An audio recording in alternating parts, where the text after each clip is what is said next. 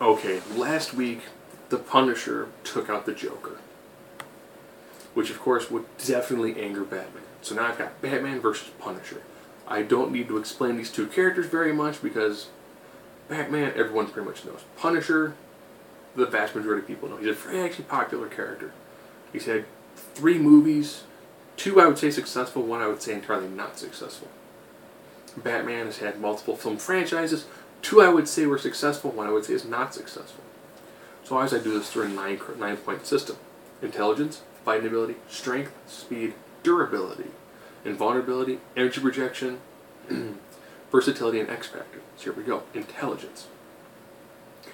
While I'm not taking anything away from the tactical abilities of Punisher, I think if the Punisher were to be the tactician behind the group, say like the Avengers, I could potentially see him having an intelligence edge over Batman. However, Batman has been the person who helps coordinate and efficiently run the Justice League when it comes to tactical missions. So that, and of course he's also a multi-billionaire, so he knows how to run a massive company, and he's an amazing detective. I think he's got a few more things. People have asked if I would do like a sliding scale for everybody. If I had to do that, I would probably say if we're looking at like a 7-point scale, Punisher's a 5, Batman's a 6.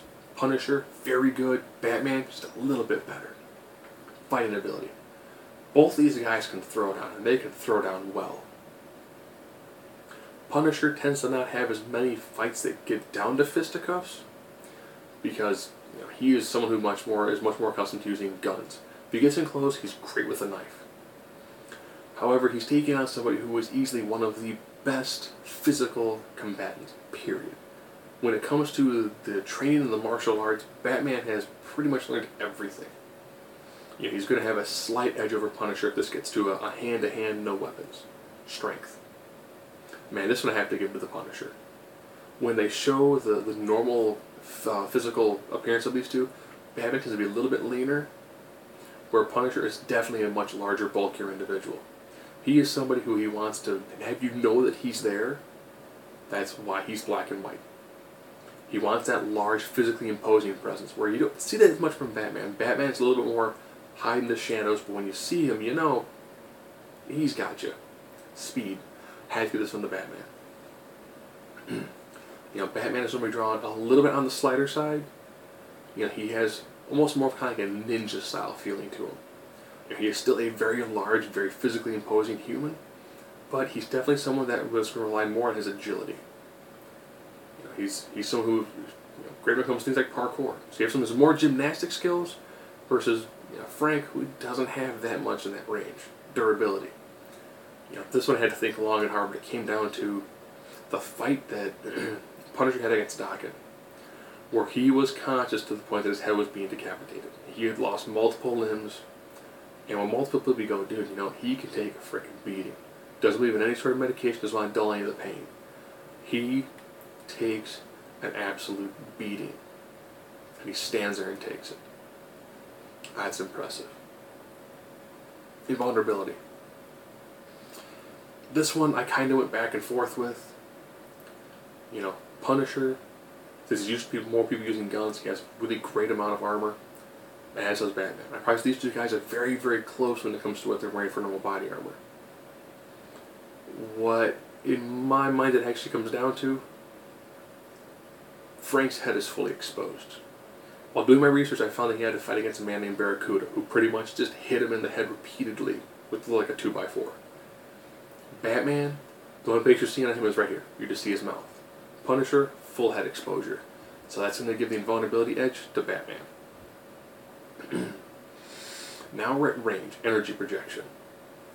The farther away this fight is, the total amount of this becomes Punisher. Punisher is a tremendous amount of guns. He is somebody who, at range, is very, very dangerous. Now we come down to versatility. What are the other sorts of things that these guys kind of throw at each other? This is where it gets kind of sticky. Batman, tremendous amount of, flash grenades, other sorts of random objects. He throws out a tremendous amount of things. Smoke grenades, flash grenades, stun grenades, anything you can think of. Ironically, Punisher has all of those, but he packs a lot more lethals.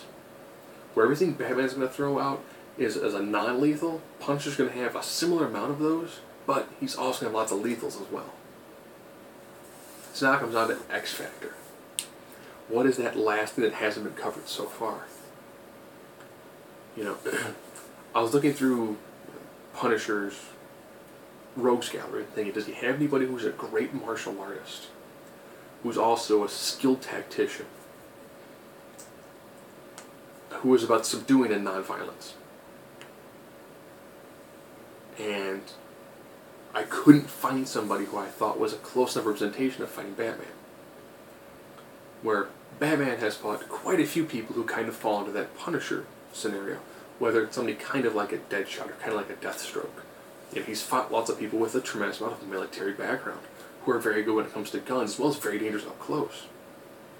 So the X Factor actually goes to Batman. I think Batman has got enough skill facing somebody who is very close to what Punisher brings to the table. You know, with the well-roundedness, with the weaponry, with the lethality. I think he's taken on enough people that he's going to be like, okay, this guy reminds me a lot of someone like a Deadshot, someone like a Deathstroke. You know, he's going to remind him a lot of other people that he's already faced. Where I can't think of almost anybody that the Punisher has faced on a regular basis that I would say would be the equivalent of someone like Batman. I think if these two were to get at it, if this fight stays far away, it's going to be Batman trying to use tricks and his tools and everything to get close. But if Punisher can keep this fight a little bit farther away, use his guns, you know, he's going to have a nice trophy. He's going to have a cowl to bring with him. But as this fight gets closer and closer and closer, I think the tremendous amount of skill that Batman has at taking down somebody who's using weaponry like this is definitely going to give him an edge. It's a slight edge. You know, I would say if these two guys were to fight 100 times, you're looking at probably like 55 to 45. But I still think it's going to go Batman's way more often than not. You know, when they faced each other in Punisher Batman, it did come down to Batman pretty much being able to defeat Punisher. Punisher put up a tremendous fight. But at the end of the day, I think Batman just has a little bit too much skill when it comes to dealing with somebody who is kind of like a Frank Castle.